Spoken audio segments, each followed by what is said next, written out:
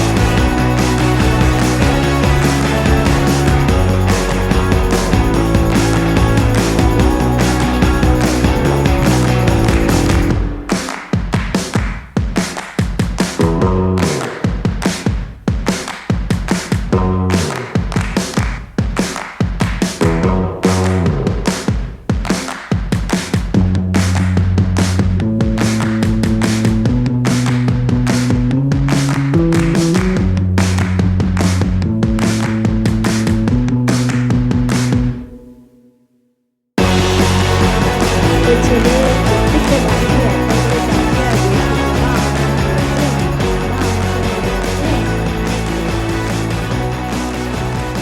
মানে ছেলে বলে কথা, গাড়ি তো পছন্দ হবেই, সে যেই বয়সেই হোক না কেন।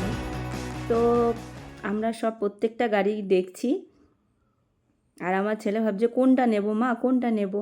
আর এদিকে আমার হাজব্যান্ড সব পেপার ওয়ার্কগুলোকে ঠিক করছে, কাজগুলো করছে সব। কারণ আমরা আগের থেকেই চুজ করে গেছিলাম যে কোন গাড়িটা নেব।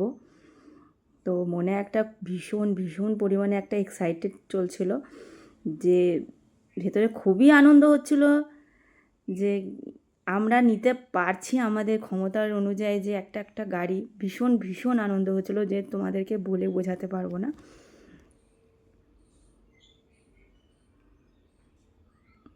জীবনেও ভাবতে পারিনি যে এত দামের গাড়ি বা আমরা নিতে পারবো।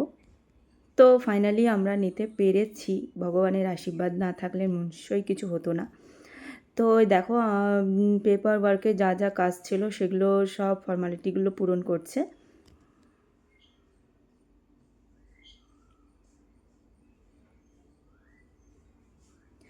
তো আমাদের এই কাজ সারতে সারতে মোটামুটি অনেকক্ষণ সময় লেগে গেছে। তো ভাগ্যিস আমরা ট্রেন পেয়ে গেছি, সেই ট্রেনেই এসছি।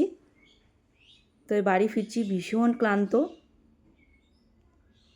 আর একটা পাশে যে ট্রেনটা দাঁড়িয়ে আছে না, পুরো আর্মিতে ভর্তি।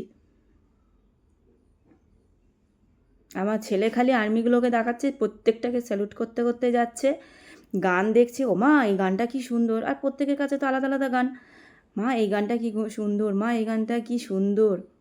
দেখছো আমার বরের মুখে হাসি, মানে এটা একটা এক্সাইটমেন্ট, মানে হাসি। তো চলো আজকে এইটুকু।